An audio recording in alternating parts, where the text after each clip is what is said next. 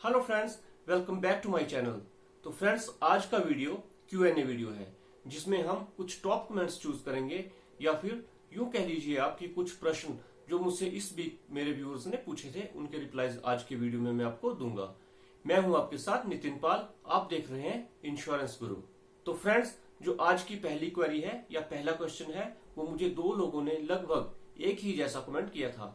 दोनों ने ही एक बाइक सेकंड हैंड खरीदी हुई है और उस बाइक की इंश्योरेंस अभी खत्म है। तो पहले कमेंट में मुझसे पूछा गया था कि अगर वो सेकंड हैंड बाइक की इंश्योरेंस करवाते हैं तो किसके नाम पे करवानी पड़ेगी, और दूसरे पर्सन ने मुझे पूछा था कि अगर वो इंश्योरेंस करवा लेते हैं तो उसको क्या इंश्योरेंस को ट्रांसफर कर सकते हैं या नहीं कर सकते हैं।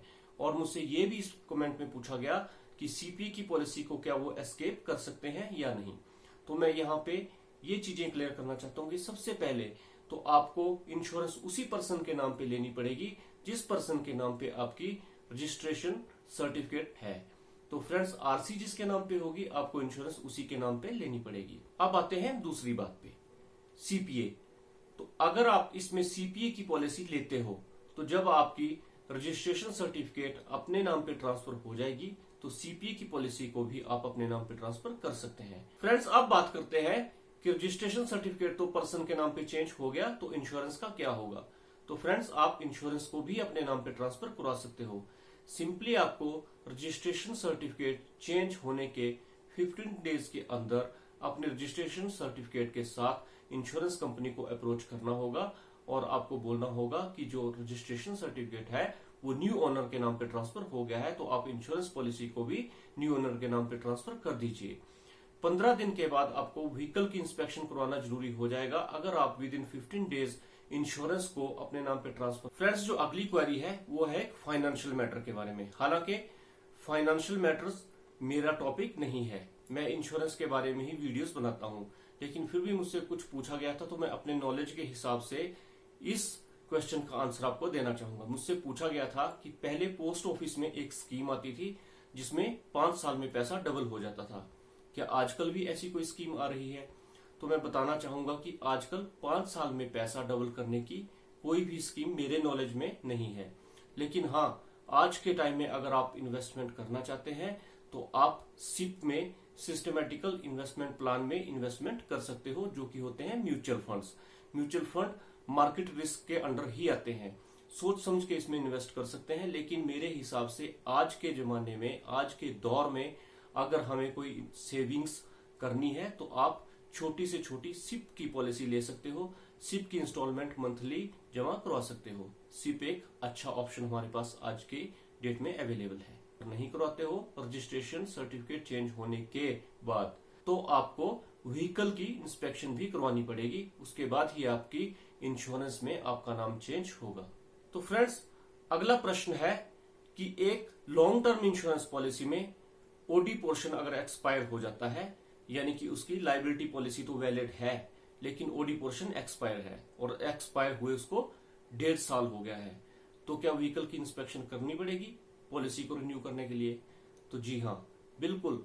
ओडी पोर्शन अगर आपका एक्सपायर है तो व्हीकल की इंस्पेक्शन आपको करवानी ही पड़ेगी, क्योंकि जो व्हीकल का रिस्क कवर होता है वो ओडी पोर्शन पे ही डिपेंड करता है।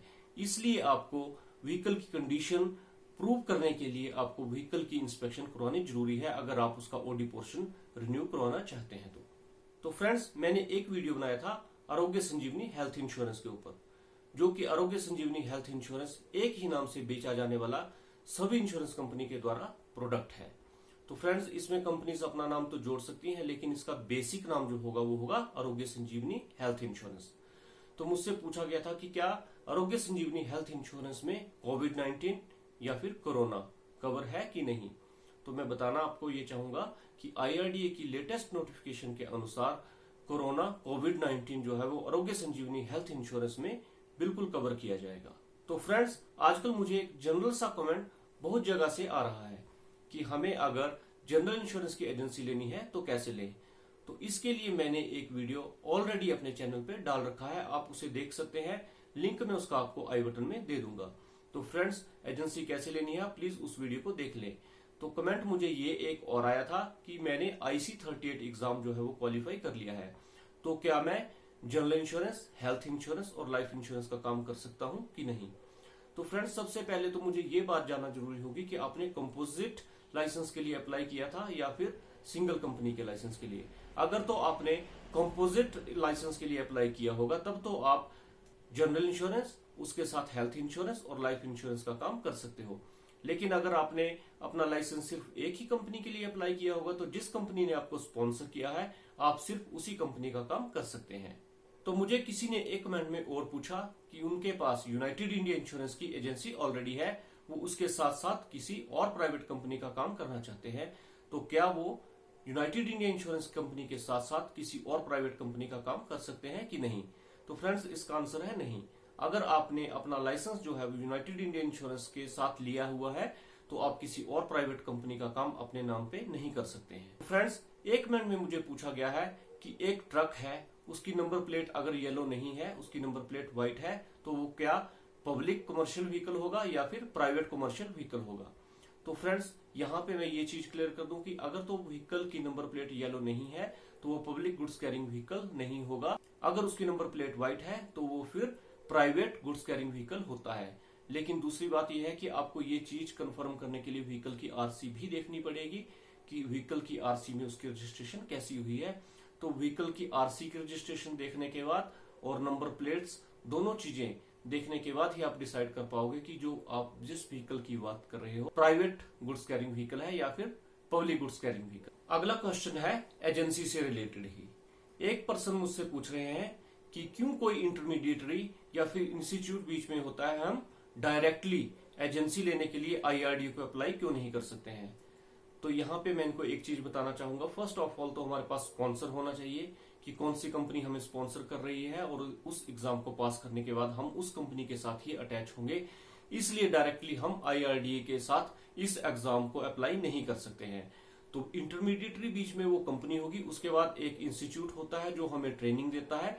ट्रेनिंग देने के बाद ही हम वो वाला एग्जाम आईआरडीए के जो आईआरडीए लेता है, actually insurance institute of India उस एग्जाम को लेता है।